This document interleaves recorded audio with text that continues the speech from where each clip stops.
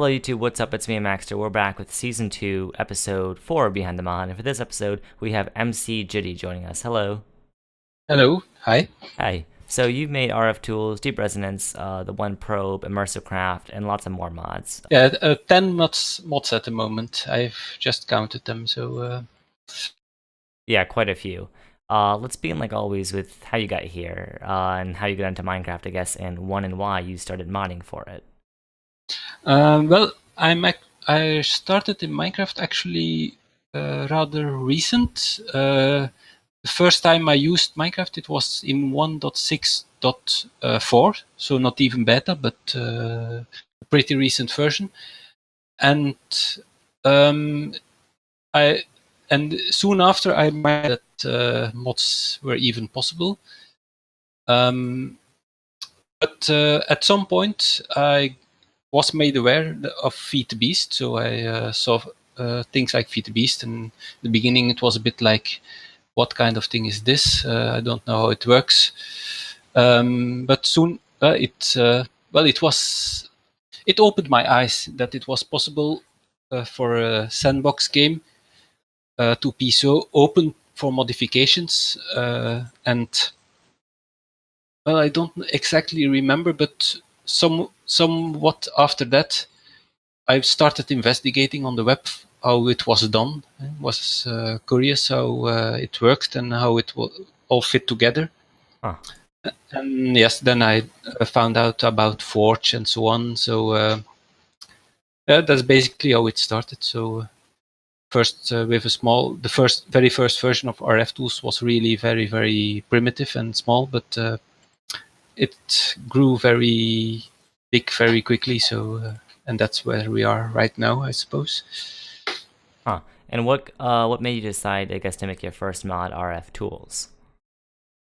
Well, I once I knew what I had to do to make a mod, I was in fact just looking for something to do. It was not really that I really needed those tools. It was more looking for a kind of subject and saying, well, let's try to do something with that. And I like all kinds of mods. I play magic, I play technological, but in general, I prefer technological. So I decided to try to make a small tech mod with a few simple tools back then, all based around RF power. But it was just, in fact, a bit like an exercise. It was not really that I had some big vision in mind of this I want to do. And as a matter of fact, RFTools is not really a mod with a big team. It's more a bunch of different machines all together for all kinds of purposes. It is in fact only with later mods like RFTools Dimensions, Deep Resonance, that I start with more focused mods that are meant for one specific thing. Like Deep Resonance is for power generation, and RFTools Dimensions then was original part of RFTools, but then split off into another mod and became more focused later. But RFTools itself is actually, well, it's just a bunch of different things that you can do with RF and power and machines in general. So RFTools is kind of one of those extra utilities, or just those style of mods that you can easily add stuff onto. yeah, indeed, and it's it has, from my perspective, it's both good. It's a bit like I can always add a new thing to that mod, and it will fit because everything fits as long as it's technological and it's a machine of some kind. Mm-hmm. As opposed to if you have, for example, to Deep Resonance, I can't do that. It has to be within the scope of what that mod does. So I can't not just add something to sort items, for example, that wouldn't fit with Deep Resonance. So that's a bit of an advantage. But of course, as a result, it became a very big mod. And for that reason, also, one of my most recent mods, RFTools Control, you may have heard of it. I decided to make it a separate mod because otherwise, well, it has a function on its own, I think, and if I would put it in RFTools, it would become an even bigger mess, as it were, than it already is. Not that RFTools is really a mess or something, but still, it's a bunch of things thrown together, and I think it has enough things at the moment already. So that's basically the idea. Not that I'm not going to add more features, of course, but I mean with big concepts like that. Well, I guess what I'm wondering is with RFTools, do you think it's been more of a maturing process where, as you've kind of developed the mod, you've realized, hey, there's some features like dimensions and controlling machines through this type of interface that maybe I should spin off into its own mod? Yeah. Yeah. It was at some point in 1.7.10 when RFTools was still a single mod. Many people, there were a few people that or mod pack makers that said, I don't want to include RFTools because I'm afraid of the dimension part of it for various reasons, like resource hungry and so on. And they could disable it, but still you had all those dimlets in the item list and so on. It was a bit annoying, and for that reason, as soon as 1.8 came out, 1.8.9, because worlds were not compatible in any way, in any case. So I decided it's time to split my mod, because before that it would be hard to do without breaking compatibility.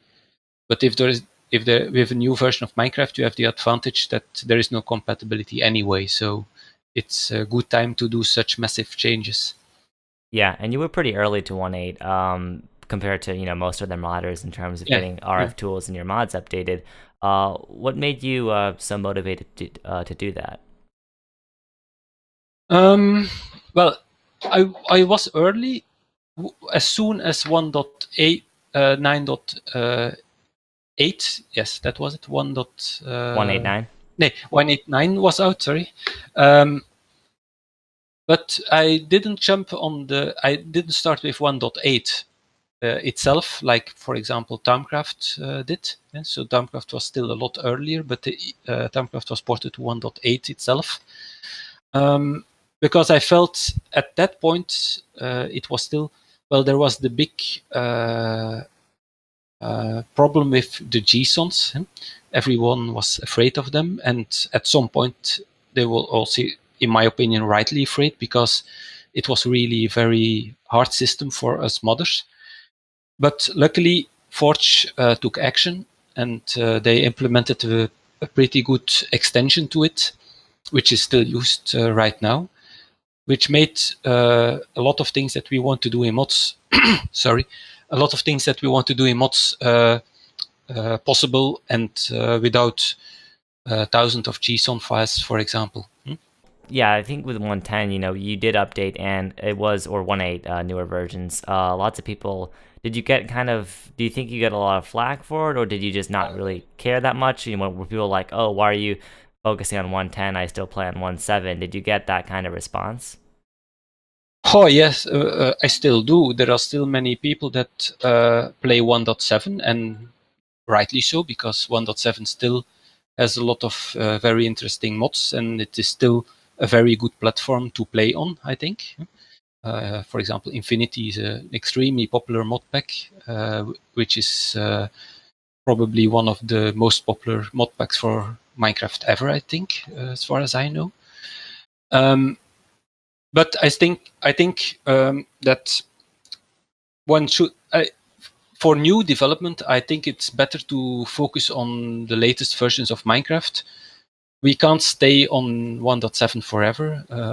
Things would get stale pretty quickly, I think. And with a new version of Minecraft, it's not always a matter of just updating mods, but many mods also decide to do things differently. For example, I chose in RFTools dimensions to change the way that you have to use dimlets, have to make dimlets. It's different than in 1.7, and that's nice, I think, because it makes things fresh again. It's a new chance, a new beginning, as it were. And also, from a coding perspective, the newer versions of Minecraft are, in my opinion, vastly improved over what 1.7 had. That's something that you don't really see directly as a player, but it's still important for us, for modders, because it makes things a lot easier in many aspects. So that's also a reason for me why I prefer to update and stay on the latest versions. Yeah, And it's also, Forge is also heavily supporting the latest version and much less the older versions, which is also important, I think. yeah, we've had tons of developers on the show come on and talk about how newer versions just provide a great opportunity to really add or change your mod in any way you want, and also adapting is good sometimes. Though even though it's kind of hard to do, you gotta rip the band-aid off at some point. So you have this, tech scene in 1.10. It's a little different from what tech looked like in 1.7.10 in terms of we don't really have mods like thermal expansion, at least not yet, or any sort of hugely standardized mod that everyone uses, is what I mean. So what mods are you kind of intending RFTools, like the modern RFTools, to be designed around? Well, a lot of people use RFTools together with NRIO these days. NRIO has in some ways taken the place of thermal expansion, I think, in many areas. And I think it's a very good mod for that purpose. But RFTools, well, one of the things that I also did, of course, as soon as 1.10 was there, 1.8 even, I decided to add my own simple code generator because at least in the beginning, well, there was hardly anything that you could use to generate power. And that's a bit hard, of course, for a mod that depends on that power. So I had to add something at least. But still, I think I think it's also a bit of an advantage that there are fewer obvious choices these days. For example, in 1.7, if you wanted a lot of power, you made a big reactor. It's the obvious choice. If you want to process ores, you use thermal expansion. It's also an obvious choice. But this is much less the case now. At this point in time, if you want power, what will you do? Well, you can use deep resonance, you can use RFTools with the energenic, but you can also use NRIO, or you can use some other mod. There are plenty of options, which some of them were also available in 1.7. But people are using them more now because, well, there is no clear good choice at this point. There's no monopoly, I should say. Yeah? And the same for ore processing. You see, if I regularly look at YouTube at people that play, and I see a lot more variety these days. In 1.7 plays, you often see the same system. Everyone had a big reactor. Everyone had an applied energistic system. And those are the big mods that everyone wanted to use. But this is no longer the case, I think. People are using various things now. There are many options, and I like that. I think it makes for a more variable, more varied experience. Yeah, definitely. Yeah, especially with like it's not just, I think with 1.7, I feel like coming from 1.6 and older versions, tech mods didn't really change that much. And magic mods, obviously stuff like Botania, we saw a huge change, but 1.10's kind of given a chance for tech to reinvent itself, I feel like. Yes. Recently with RFTools, you've added support for Forge Energy. What do you think of a standardized attempt at a power system for modded Minecraft like that? Well, I see. In the beginning, I was very surprised that it was done. I wasn't aware of it at first, but I actually think it's a good idea. For me personally, I see that new API in Forge a bit like just another way to access the same number. Internally, RF is just a number. It's not more than that. But there's of course an API around it so that different mods can use it. And the problem with the RF API is that it is an API that currently in 1.10 has no owner. because the COFH mods haven't been updated. So, and it's not officially supported in 1.10. It works, of course, it can be used, but it's not really, I don't think it's a good basis to make a power system on. And for that reason, I see the Forge, the new Forge energy system, as a different and standardized API to access that number. For example, in RFTools, I just see it as the same kind of power. It's not a different power system for me, but it's just another way that mods can be compatible and use the same power system. So it's a bit like RF, but then in a more modern API. That's my point of view on that subject. Yeah, I think lots of other mod developers also have the opinion that power should, is mainly just a number. But we've also seen some stuff like Industrial Craft that kind of treats systems like that very differently. How do you see your mods kind of playing with stuff like that, where you have to control voltage and other stuff in order to make sure that everything doesn't blow up? I think what it's nice to have a unified power system, but I don't want to see mods like Industrial Craft or, for example, Rotary Craft, if that ever gets updated to 1.10, change their power system to RF. That would be bad. I think it's nice that there are more involved power systems around that require you to think more about the power itself. And I see RF and the new Forge system more as an energy system that is more something that you can use in order to do other things.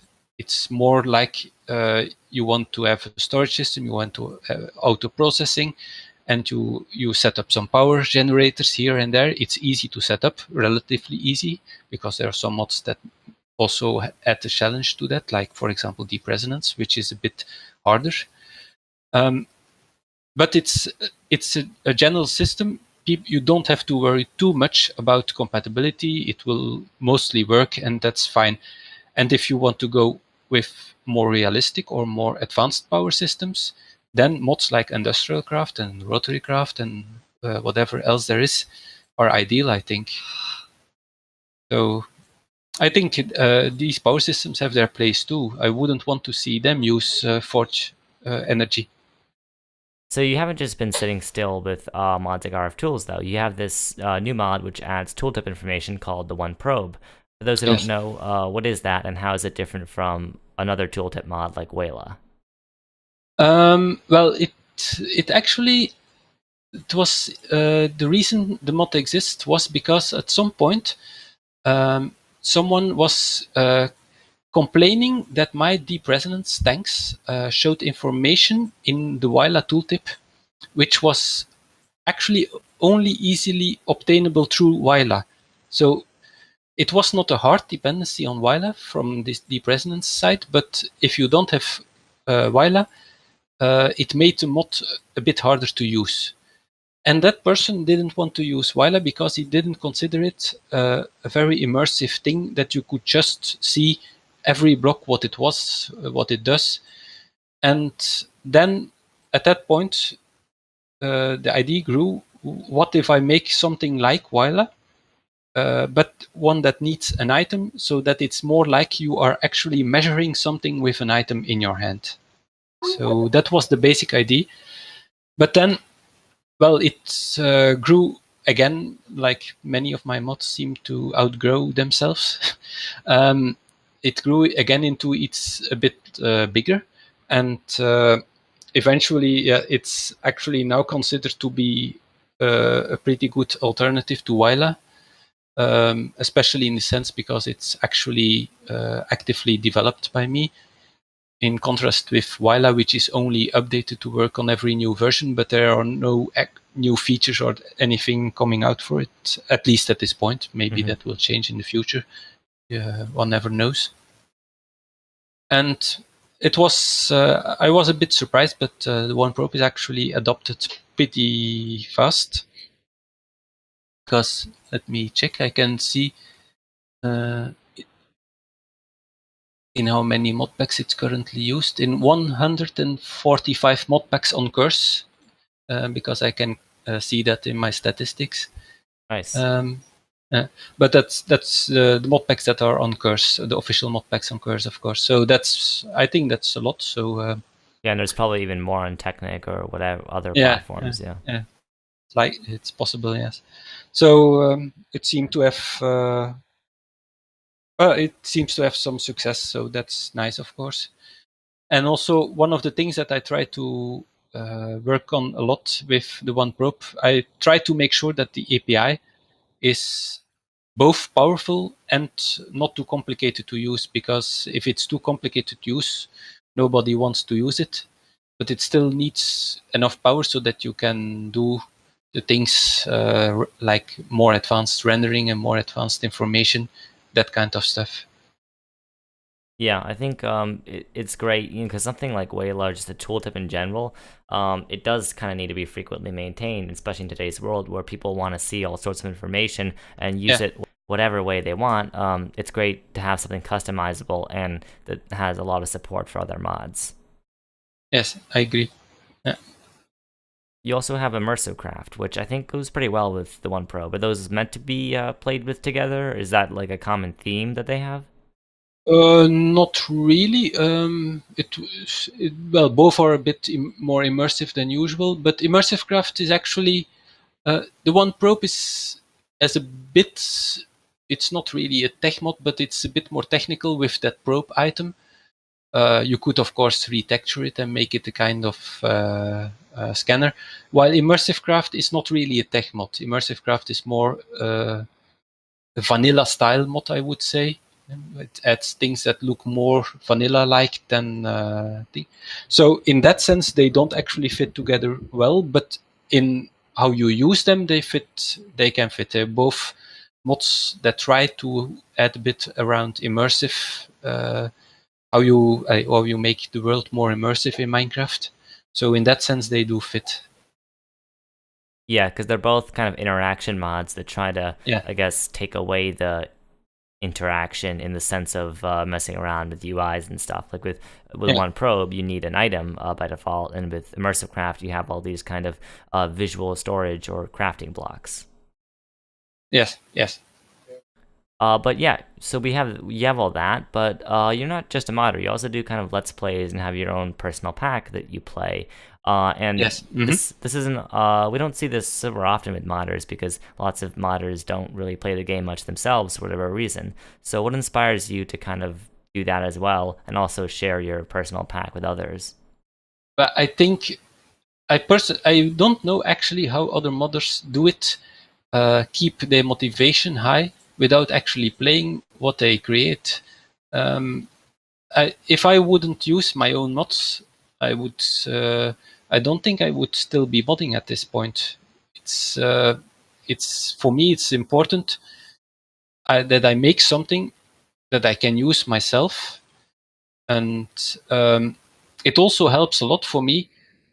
I Most bugs that I find myself in my own let's plays, or things that are perhaps not bugs but could work better if I change some things.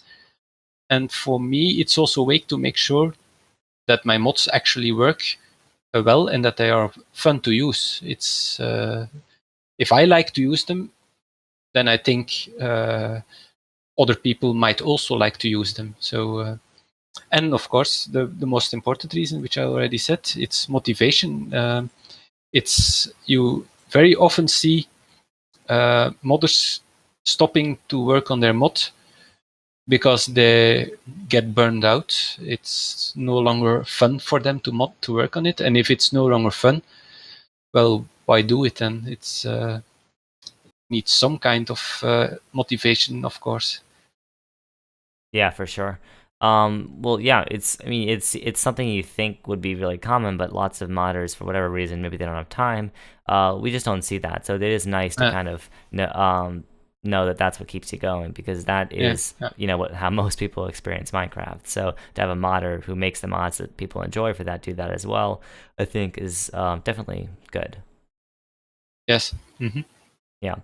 In terms of the near future, what do you see happening with your experience modding and just the community in general? That's a broad question. Well, I hope one of the exciting things that I'm looking forward to is the release of Infinity for 1.10. I know they are working on it right now, and I've already seen McJty do some very very early alpha stream of it. So, and I think Infinity was a flagship modpack for 1.7. If that gets released on 1.10, I think it might be the focus point for to make sure to bring more people to 1.10, and I think that would be very good. So that's at least one thing that I'm looking forward to, especially since I'm now exclusively modding for 1.10. So it would certainly help for getting my mods more used. So that's all, of course, good.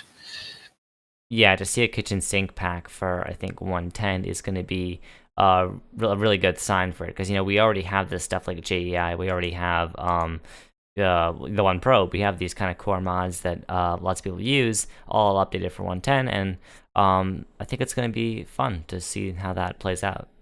Yes, I agree. Yeah. So 110, that's something to look forward to, and of course, all your mods are now in 110, so that's pretty cool. Hmm. Yeah, thank you so much for coming on. It's been a nice episode. Hope all you guys enjoyed watching this. And any more closing thoughts? From my side, not really.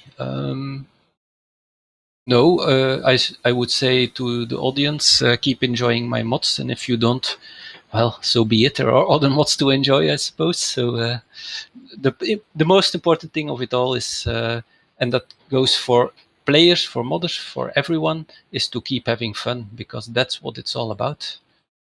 That's the most important thing with while we are all doing this, and as long as it is fun, then we are doing things the right way, I think. For sure. Yeah. Yeah. So thanks for coming on. And of course, thank you guys for watching. As always, you can catch us on YouTube, SoundCloud, iTunes, Google Play, all that stuff.